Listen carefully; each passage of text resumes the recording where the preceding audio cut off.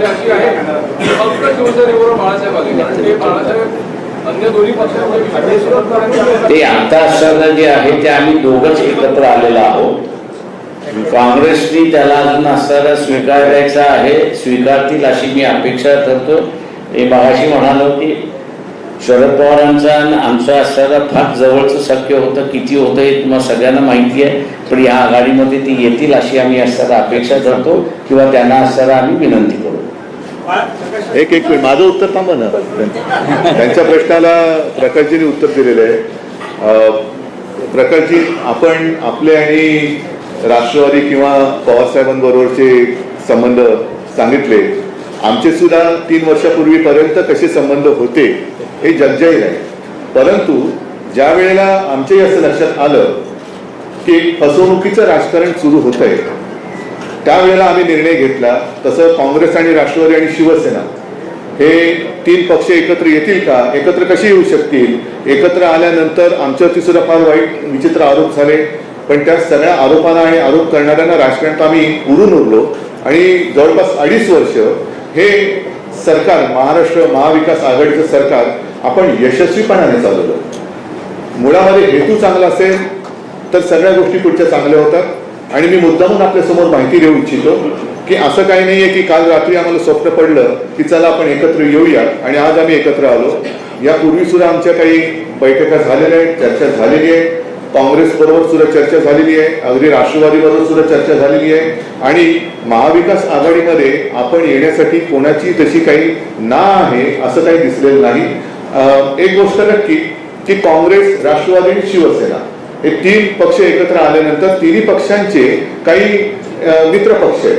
मग आमचं असं ठरलं की महाविकास आघाडीमध्ये ज्या त्या पक्षांनी आपापल्या मित्र पक्षांचं हित सांभाळायचं आणि एकूण जर आपण एकत्र आलो नाही तर मग वैयक्तिक युतीला काय फायदा आहे. वैयक्तिक म्हणजे 2 पक्षाची युती केली आणि महाविकास आघाडीमध्ये काहीतरी 3 तिघडा असं करून ठेवलं तर मग या भारत किंवा देश प्रथम हा जो काही सामायिक हेतू आहे त्या हेतूलाच तडा जातो. आणि म्हणून मला असं वाटतं की प्रकाशजी, तुमची आणि आमची म्हणजे शिवसेना आणि दलित वंचित आघाडीची युती तर झालीच आहे, पण त्याचबरोबर आपण महाविकास आघाडीचे सुद्धा एक घटक पक्ष म्हणून पुढे वाटचाल करायला कोणाची काही हरकत नाही. की आज शिवशक्ती भीमशक्तीची घोषणा झाली आहे.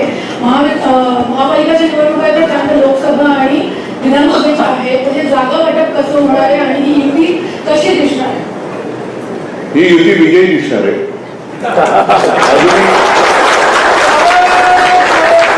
अजूनही निवडणुका जाहीर झालेल्या नाहीत. आम्ही तर सांगतोय पहिल्या दिवसापासून निवडणुका घ्या, हिंमत असेल तर निवडणुका घ्या. हे माझं त्याही वेळेचं आव्हान, जेव्हा आमची युती नव्हती तेव्हापासूनचं आव्हान आज सुद्धा कायम आहे. लवकरात लवकर ह्यांनी निवडणुका घ्याव्याच. मग जागा वाटप काय असेल, कसं काय असेल तो प्रश्न आमचा आहेच. तो विचार केल्याशिवाय का आम्ही एकत्र आलेलो नाही आहोत. पण आज सुद्धा माझं तुमच्या सगळ्यांच्या माध्यमातून या गद्दारांना म्हणा आणि त्यांच्या गद्दारांच्या राजकीय बाब झालेला आव्हान आहे की हिंमत असेल तर लवकरात लवकर निवडणुका घ्या. शिवसेना म्हणून त्यांचे ज्या काही जागा असतील त्या जागांमधून वंचित बहुजन आघाडीला द्यावे. महाविकास आघाडीमध्ये त्यांना स्थान असेल असं अजितदादांनी म्हटलं. नाही, महाविकास आघाडीमध्ये स्थान असणार. शेवटी अजूनही कोणी कोणत्या जागा लढायच्या हेच मुळामध्ये ठरवण्याची वेळ आलेली आहे, आता गरज आहे. आणि ते ठरवल्यानंतर कोणाच्या वाट्याला कोणत्या जागा, हा जागा ठरल्यानंतर मग कोणी कोणत्या मित्रपक्षाचं कसं हे करायचं. जसं आता विधान परिषदेच्या बाबतीत झालं, केली ना आम्ही, एकमेकाला मदत केली. त्याच्यामध्ये सुद्धा अगदी नागपूरला आम्ही अर्ज भरला होता पण मागे घेतला. नाशिकची जागा ही काँग्रेसला सोडली होती. काँग्रेसच्या उमेदवारांनी काय ते करू नये ते केलं.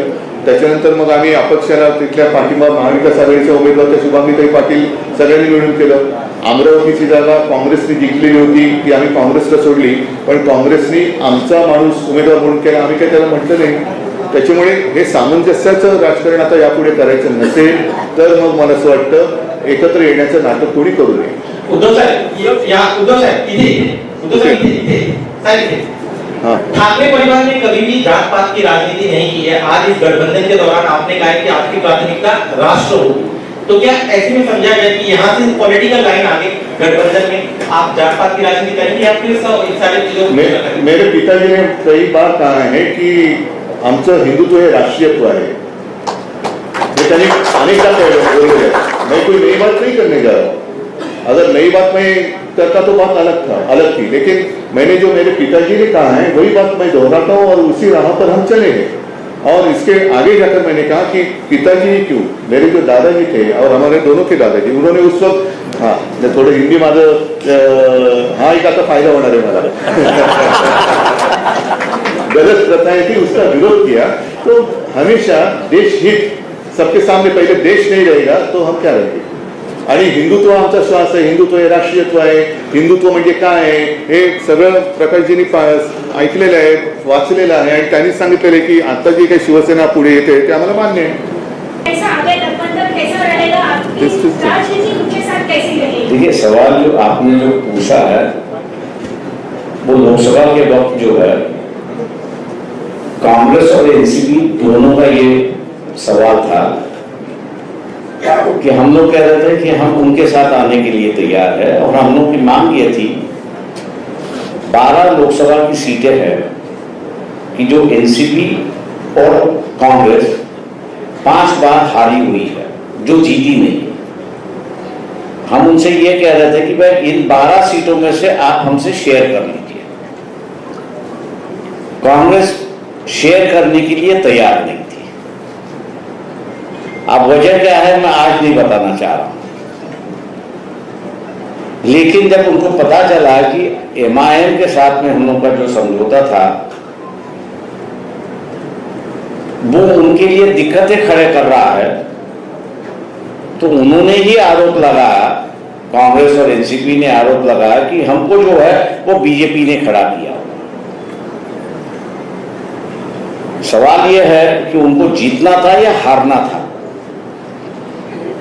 पिछले लोकसभा के इलेक्शन में हम लोग 65 लाख वोट लिए थे। अगर उसकी जोड़ अगर एनसीपी और कांग्रेस में हो जाती तो शायद मेरे ख्याल से 20-20 सीटें दोनों जीतते, ऐसी एक परिस्थिति है। सवाल यह है कि इसमें अगर कोई तथ्य होता तो लोग हमारे पीछे नहीं होते, लेकिन कांग्रेस की जो रणनीति थी, एनसीपी की जो रणनीति उस वक्त थी, अब मेरे ख्याल से उसके पीछे छोड़ना चाहिए।